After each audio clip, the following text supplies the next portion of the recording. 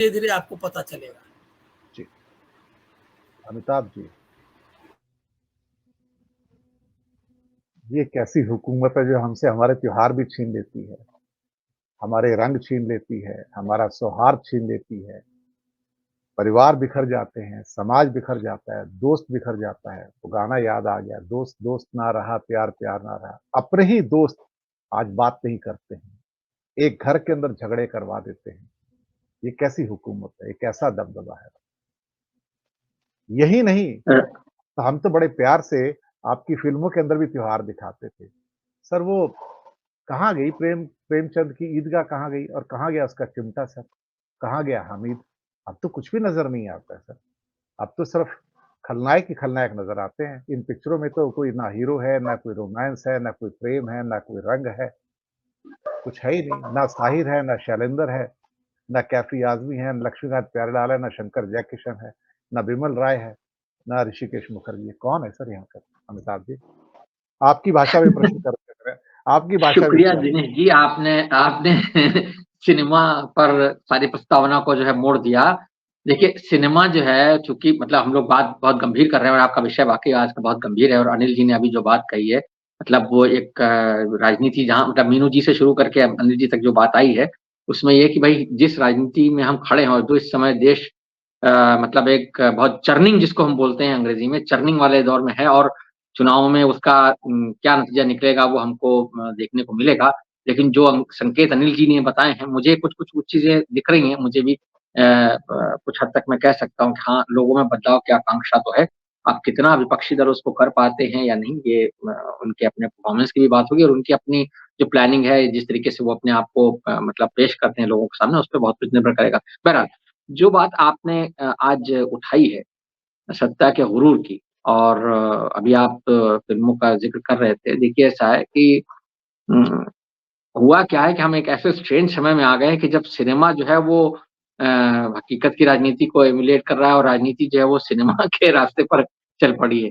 अब आप देखिए कि जिस तरीके से टिकट बाँटे जा रहे हैं, जिस तरीके से प्रत्याशी चुने जा रहे हैं, अब देखिए एक अभिनेत्री को लेकर के पूरा बवाल खड़ा हो गया है ना?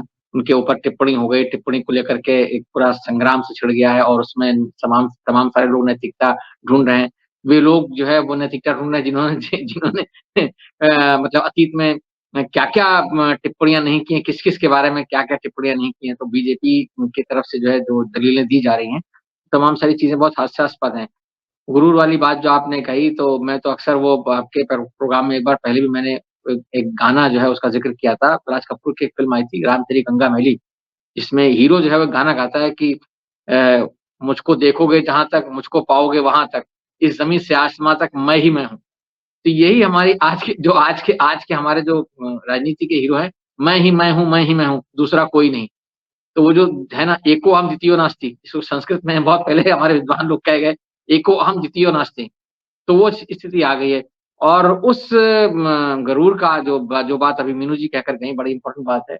वो भले ही लोगों को मतलब कुछ दार्शनिक या आध्यात्मिक लगे लेकिन 100% सच बात है कि बड़े-बड़े चले गए तो फलाने साहब की क्या बिसात है ना? तो वो जो है वो जिस दिन समझ में आ जाएगा उस दिन ये सारी चीज़ें किनारे रह जाएँगी लेकिन जब तक आदमी की समझ में नहीं आता तब तक उसको लगता है कि मेरे ही वो जो एक हम लोग अक्सर एक मतलब मैं अवध का रहने वाला हूँ, लखनऊ का और वहाँ बातचीत में एक मिसाल दी जाती है बहुत हास्यास्पद, बहुत मतलब व्यंग करते हैं कि भई टिटहिरी नाम की एक चिड़िया होती है, एक पक्षी होता है, जो है वो अपने पंजे ऊपर करके सोता है। उसके बारे में कहा जाता है कि पंजे ऊपर करके सोता है, उसके पीछे कहानी ये है कि उसको ये भ्रम है कि अगर कभी आसमान गिरा तो मैं अपने पंजों हाँ, पे उसको रोक लूँगा, है ना? तो ये जो टिटहिरीवाद है, राजनीति का टिटहिरीवाद है कि अगर कहीं कुछ गड़बड़ हुई तो हम आके उसको सँभाल लेंगे और हम ही हैं, हमको ईश्वर ने उस काम के लिए भेजा है ऊपर से, हम पर ये हुक्म नाज़िल हुआ है, जो नाज़िल होने वाली बात होती है ना, कि भई हम पर ये नाज़िल हुआ है, कि भई हमको ये करना है। तो उस हिसाब से सारा सारा सिस्टम चल रहा है राजनीति में आज की तारीख में और उसको बदलने का जो मतलब रास्ता है, वो हमारे लोकतंत्र में तो चुनाव का ही रास्ता है और चुनाव चुनाव में जनता को ही अंततः ये फैसला करना होता है कि वो किस ओर खड़ी हो।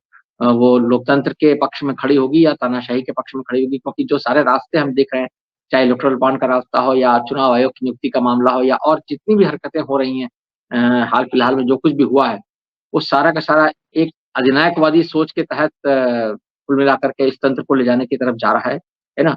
तो वो उसका प्रतिकार अंततः जनता को ही करना पड़ेगा। विपक्ष जो है वो विपक्ष हो या आप जैसे लोग हों, हम जैसे लोग हों जो यहाँ बैठ कर के चर्चाएँ करते हैं या लोगों के मानस में कहीं न कहीं कुछ बातें डालने की कोशिश करते हैं, उनको जागृत करने की कोशिश करते हैं, वो सिर्फ़ उनको समझा सकते हैं। विपक्ष की स्थिति जो है वो हम देख रहे हैं, उसमें काफ़ी उतार-चढ़ाव आते रहते हैं। कभी कभी लगता है बहुत बिखराव है, कहीं कुछ है, कहीं चीज़ें तय नहीं हो रही, कहीं लगता है कि नहीं ठीक है। कुछ पटरी पर आता दिख रहा है, कहीं कुछ फिर ऊपर-नीचे होता रहता है।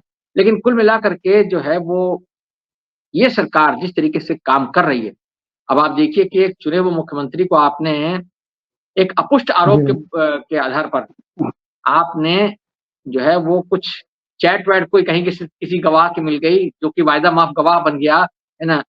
उसकी चैट या किसी उसके आधार पर आपने उसको भेज दिया हिरासत में और आप उसके आधार पर ये क्लेम कर रहे हैं कि साहब ऐसा कुछ हुआ, जबकि इलेक्टोरल बॉन्ड का जो मामला है पूरा का पूरा, उसमें साफ-साफ दिखाई दे रहा है कि किसको कितना मिला है और कहाँ कैसे-कैसे बेनिफिशियरीज़ ने फिर कैसे किसी ने आपको पैसा दिया और आपने उसको उसके बदले में क्या दिया। यहाँ पर भी जो अरविंद केजरीवाल के मामले में भी बार-बार वो अरबिंदो फार्मा का ज़िक्र आ रहा है। सभी लोग तमाम मामलों में चर्चा कर चुके हैं उसकी कि कैसे उसने चुनावी चंदा दिया, कैसे उसने इलेक्टोरल बॉन्ड खरीदे, कैसे उसने साढ़े 34 करोड़ रुपया बीजेपी को दिया और वो किस तरीके से गिरफ्तारी के बाद जो है वो अप्रूवर बना फिर छूट गया। उसके बारे में कहा गया कि साहब उसको बैक पेन है, बैक पेन से उसको जो ईडी ने उसकी ज़मानत पर कोई आपत्ति नहीं की और वो छूट गया। लेकिन अरविंद केजरीवाल जो है वो जेल में। तो ये चीज़ें हैं, ये सिस्टम जिस तरीके से चल रहा है उसमें कुल मिलाकर के ये वक़्त जो है वो ये समझने का है, जनता के समझने का है कि हाँ जो व्यवस्था है वो कुल मिला कर के अपने खिलाफ असहमति की कोई भी आवाज़ उसको बर्दाश्त नहीं है और असहमति का कोई भी स्वर हो, चाहे वो कोई विपक्षी नेता हो या मेरे आपके जैसे लोग हों, क्योंकि अंततः सोशल मीडिया जो है, उस पर भी सरकार नकेल कस ही रही है। बहुत सारे रिस्ट्रिक्शंस ऑलरेडी आ गए हैं। बहुत सारी चीज़ें आप और मैं जो लिखते पढ़ते हैं, उसको किन एल्गोरिथम्स के ज़रिए कहाँ क्या उसकी रीच कम कर दी जाती है, क्या कैसे गायब हो जाती है। पोस्ट आप लिखते हैं तो उसके बारे में आप पर रिस्ट्रिक्शंस आ जाता है कि आपकी पोस्ट रिमूव कर दी जाती है, आपको बहुत सारे झेलने पड़ते हैं। तो वो सारी चीज़ें हैं, ये समय जो है जिस समय में हम लोग हैं, ये समय वाक़ई में हमारे देश के लिए एक बहुत ही क्रूशियल समय है और इस बार जो है वो एक करो या मरो वाली बिल्कुल गांधी का जो नारा था बिल्कुल हम उसी मुहाने पर आकर खड़े हो गए हैं। पब्लिक को एकदम करो या मरो, विपक्ष हो या जनता हो, उसके लिए भी वही बात है। और हमारे आपके जैसे लोग तो जो हैं वो एक तरीके से कहा जाए तो विपक्ष में ही हैं क्योंकि पत्रकारिता का जो एक मूल सिद्धांत होता है कि आपको सत्ता पक्ष की जो है वो प्रशंसा नहीं करनी है या सत्ता पक्ष के पक्ष में आपको माहौल नहीं बनाना है क्योंकि उसके लिए तो बहुत सारा जनसंपर्क विभाग है ही पूरा सरकार का। वो ये काम उसका काम ही यही है कि वो पीआर करे सरकार का। पत्रकार का नाम पीआर का काम पीआर करना नहीं है। हमारा काम तो सरकार में जो गड़बड़ियाँ हो रही है उनको सामने लाना है और उनको सामने ला करके सरकार को चेतावनी देनी है कि हाँ, ये काम करिए, ये आप ठीक नहीं कर रहे, इसको ठीक करिए। तो आज की तारीख में मीडिया वो रोल निभा ही नहीं रहा है। जो जी। हम और आप जिस मीडिया में काम कर रहे हैं यानी वैकल्पिक मीडिया में यानी जैसे हम आज में बात कर रहे हैं, वहाँ पर कुल मिलाकर के ये चीज़ें हो रही हैं। लेकिन जो मेन स्ट्रीम मीडिया है वो पूरी तरह से अपने जो उसका काम है, जो उसकी मूल चरित्र है, उससे पूरी तरह से विमुख हो चुका है।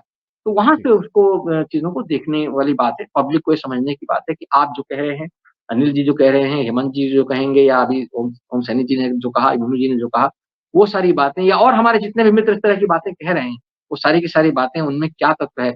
अगर कोई राहुल गांधी जैसा व्यक्ति एक भारत जोड़ो यात्रा निकालता है और वो देश के एक कोने से कश्मीर से कन्याकुमारी की यात्रा करता है, फिर मणिपुर से मुंबई की यात्रा करता है, तो कहीं उसकी यात्रा में अगर लोगों को जुड़ाव महसूस हो रहा है, कहीं वो एक एक अगर मणिपुर के लोगों की ज़ख्मों पर मरहम रखने के लिए कोई नेता उनके पास जा रहा है, तो उसका कुछ असर हमें उम्मीद करनी चाहिए कि चुनाव में दिखेगा और विपक्ष जो है वो उसके ऊपर भी ये ज़िम्मेदारी है कि वो सारे के सारे लोग जो है वो साथ आकर के इस वक़्त रहें, अपने निजी स्वार्थों को थोड़ा किनारे रख के वहाँ पर भी अगर कोई अहम वाली बात है, कोई ईगो वाला क्लैश है, उस क्लैश को किनारे करके रखें, तो फिर बात जो है वो थोड़ा जनता के पक्ष में जाएगी और कहीं न कहीं जिस बदलाव की हम उम्मीद कर रहे हैं, जिस अधिनायकवाद से हम मतलब बचाना चाहते हैं अपने तंत्र को, वो कहीं न कहीं जो है वो रिफ्लेक्ट होगा। जी, दिनेश जी।